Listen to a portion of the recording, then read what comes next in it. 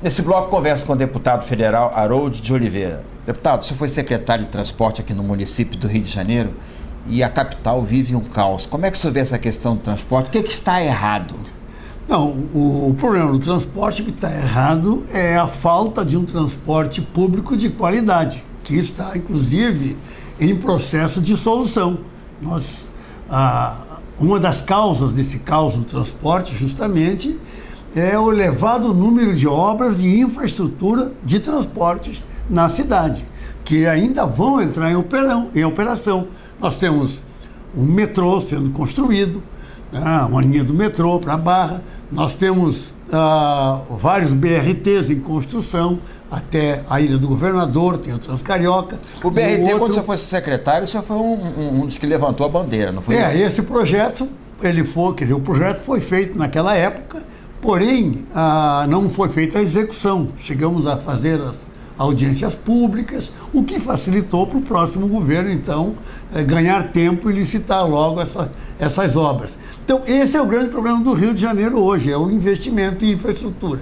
O transporte sempre foi um problema no Rio. O Rio é uma cidade que está imprensada, todo mundo fala isso, e é visível, entre a montanha e o litoral. Então, essas vias, elas são longitudinais. O transporte no Rio sempre foi radial. Ele foi do centro para a periferia, com o desenvolvimento dos bairros, com o deslocamento do interesse da população, com o desenvolvimento, shopping centers, etc., que atrai muita gente. Então, esse transporte teve que ser também transversal e é o que está sendo feito. Agora, a verdade é que o transporte tem um tremendo impacto social. Quer dizer, qualquer coisa que acontece no transporte repercute diretamente na qualidade de vida das pessoas. Da massa, né? Da massa que trabalha, que está preocupada em chegar no trabalho, enfim, resolver seus problemas. Então, o que eu vejo é que, às vezes, acontecem os fatos, acidentes, mesmo recentemente aconteceu um acidente aqui com um metrô que descarrilhou, mas essas coisas acontecem. A atitude do governo é que tem que ser uma atitude de solidariedade com as pessoas e não de distanciamento ou de justificativa, porque o responsável pela infraestrutura, o responsável pelo transporte é o governo. O governo é o responsável e ele tem que assumir de saída que ele é o responsável e depois sair para tentar resolver. Não adianta ficar querendo jogar culpa num, no outro e se defender. Pelo contrário, tem que assumir. Eu acho que isso é uma falha que existe da autoridade constituída aqui no nosso estado. A questão por exemplo, da supervia, os trens têm 50 anos, mas cadê os trens chineses que não vêm, depois não tem a bitola? A mesma coisa do metrô. As barcas também, quer dizer, vira e mexe tem problema, quer dizer, isso é da gestão, não terceirizou para acabar esse problema, né? Pois é, isso é que eu digo, e quando acontece o problema, ficam se justificando. Não, tem que tentar resolver. Essa que é a grande verdade. Eu vejo agora um momento até de grande investimento em transporte. Acredito que isso vai trazer uma solução aí nos próximos 2 anos, no máximo. Nós teremos uma outra cidade, uns outros índices de mobilidade urbana aqui na região metropolitana, em particular na cidade do Rio de Janeiro. Bom, agora nós temos Carnaval, tem Copa do Mundo e tem depois período eleitoral. Esse ano é uma eleição tumultuado, né? Como é que o PSD está se preparando para essa eleição? E é verdade que o PSD é sempre governo federal? É colocado como partido da base do governo? É isso, não? Não, isso tudo é intriga da oposição. O PSD não pode nem ser da base porque ele não participou como partido da eleição da presidente da República, do governo. Um partido é da base ou é contra a base, é quando ele participa da eleição. Se ele ganha a eleição, ele passa a ser da base. Se perde, tem que ser oposição. Esta é a lógica. É claro que existem partidos que mudam de lado durante o transcurso do exercício de um mandato governamental. Mas o caso do PSD, não. Foi instituído, foi criado, fundado entre 2 eleições. Então, nós não temos nenhum compromisso de base de governo. Tanto que o PSD vota contra o governo. Até saiu notícia no jornal que era traidor. Traidor por quê? Um partido independente que agora sim, nesta próxima eleição, ele vai ganhar identidade e vai fazer a opção. Se apoiar a presidente Dilma, como é o que está ajustado pela presidência nacional... Está consolidado já isso, não? Ou está ainda em conversa? Não, Conversação? Isso está consolidado com o presidente. Não quer dizer que não possa mudar, porque a política é muito dinâmica, naturalmente. E tem vários estados liberados. O Rio de Janeiro é um dos estados que não está nesse pacote de apoio à reeleição da presidente Dilma. Então, o que acontece? Nós não somos traidores, não, nós votamos por independência. O que é bom para o Brasil, nós votamos a favor, porque achamos que não é bom, que não é adequado, nós votamos contra e assim tem sido. Então, essa é a realidade. Agora, a partir, sim, desta eleição, nós vamos ter uma posição, vamos ter uma identidade política, ou com o governo ou contra o governo, porque a gente ganha ou perde, vai depender do resultado das eleições. Bom, então aqui no estado do Rio de Janeiro já tem uma pré-candidatura que é do presidente do partido, Índio da Costa, candidato ao governo, né? E já se fala no seu nome, que o senhor colocou seu nome à disposição para disputar o Senado, né? Está em fase de conversas isso? Sim, isso está sendo muito debatido, muito conversado, mas ocorre que esse jogo eleitoral no Rio ainda está muito na estaca zero. Nós temos 4 palanques para presidente da República, que somam aí em intenção de votos, chega de menos da metade dos votos. E temos do outro lado, contra, nós temos mais da metade dos votos. Então, é claro, são muitos partidos, são partidos que têm, inclusive, características diferenciadas, mas se surgir um candidato nesse outro lado, que possa reunir essas forças todas, essa candidatura pode ser muito viável, sim, a ir para o segundo turno. E aí muda esse quadro todo. Então, essa é a solução que nós estamos buscando, fazer esta união das principais forças que são oposição aos governos. Agora, na verdade, as decisões vão acontecer a partir de março, abril, porque é quando há convergência real, as desincompatibilizações, aí então o quadro fica mais claro. Passou o carnaval, essa coisa. Então tem candidaturas postas que são importantes, até porque tem uma tradição de disputa majoritária, mas essas candidaturas ainda não estão enfrentando todos os candidatos, que eles não estão todos ainda colocados em campo. Bom, só acredita que um ponto fundamental, tanto da oposição à presidente Dilma, e uma questão muito grave no país, é o crescimento da inflação? É um ponto negativo no governo? É evidente que nós vivemos uma situação de manipulação de informações, principalmente na área econômica. A dona de casa, ela vai no supermercado, ela vai na feira, ela vê de um dia para o outro, de uma semana para outra, de um mês para outro, o aumento dos preços. E depois vem a informação oficial. Esse é real, o aumento é real. Esse é real, porque já, a pessoa já está deixando de levar para casa o que levava com aquela mesma quantidade de dinheiro. Já dói no bolso. Então, isso é uma ilusão. Então, até alerta as donas de casa, as famílias, observem isso. E quando vierem falar que a inflação está estabilizada, que só aumentou um pedacinho, não sei o quê, isso tudo é mentira, isso é para enganar, isso é eleitoral.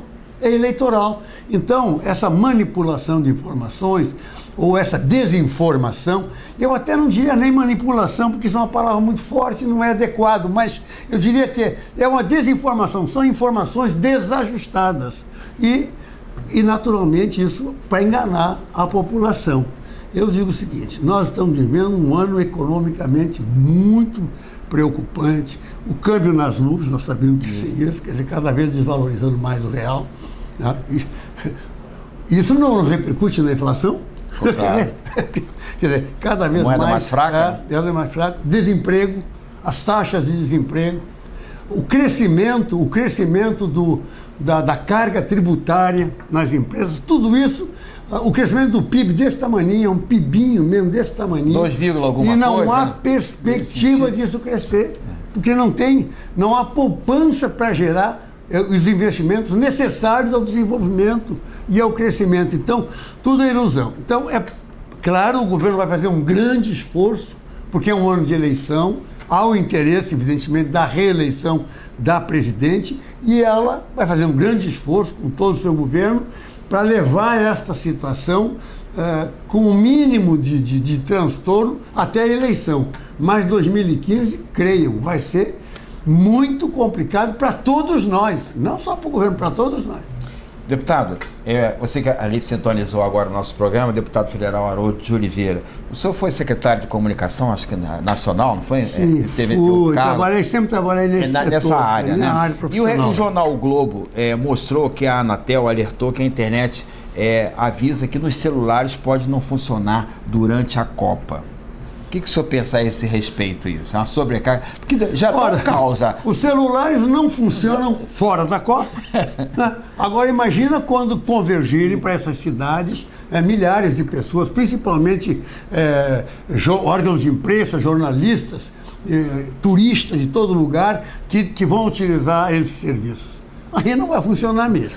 Eu diria que o problema da telefonia ela se agrava, mas a responsabilidade é da Anatel.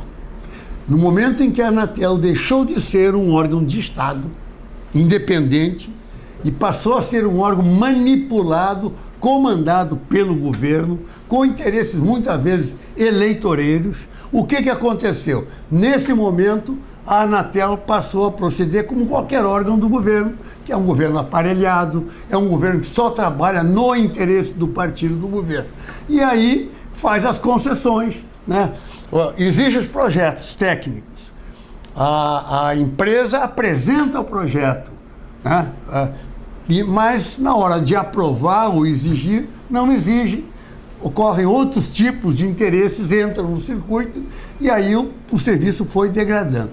O serviço celular no Brasil, ele está sofrendo um gargalo muito sério, que é a questão do sistema de cobertura, né? E incide direta, tanto que é o serviço que tem maior reclamação nos órgãos dos consumidores, milhares se não milhões. Aqui na Leste Defesa do Consumidor, as companhias já tem até terminal agora de reclamação. Deixa eu dizer um absurdo aqui, e eu quero que vocês escutem. Eu fui no Congresso Nacional uma pessoa responsável, fui deputado responsável para a gente conduzir a privatização e gerar toda esta possibilidade de termos hoje o que nós temos de telefonia celular no Brasil. Mas para privatizar o setor, eu hoje ando pensando se não é o caso do governo federal estatizar uma dessas empresas na marra, estatiza e cria padrões de operação para que as outras que são privadas, então, sigam esses padrões. Porque como está, não é possível. Agora falo no 4G, a quarta geração de banda larga, tem maior velocidade, opera em outra frequência. Mas a frequência que opera no Brasil é uma frequência que não opera no mundo. É a frequência de 2,5 GHz, onde as áreas de cobertura das estações de rádio base são pequenininhas.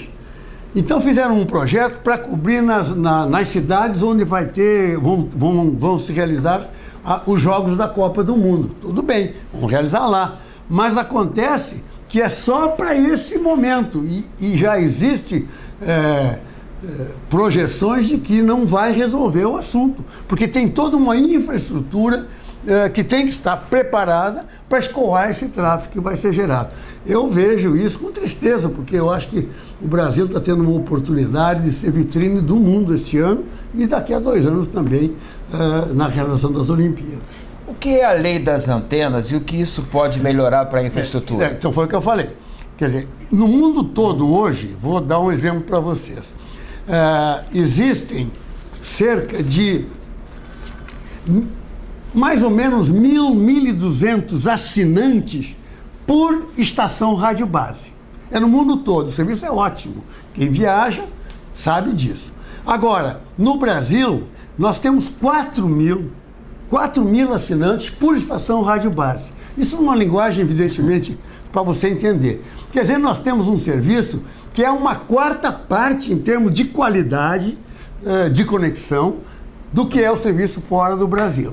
Mas por que isso? Por aquilo que eu falei. Nós hoje temos aqui cerca de 60 mil ou 60 e poucas mil antenas no Brasil, antena rádio base.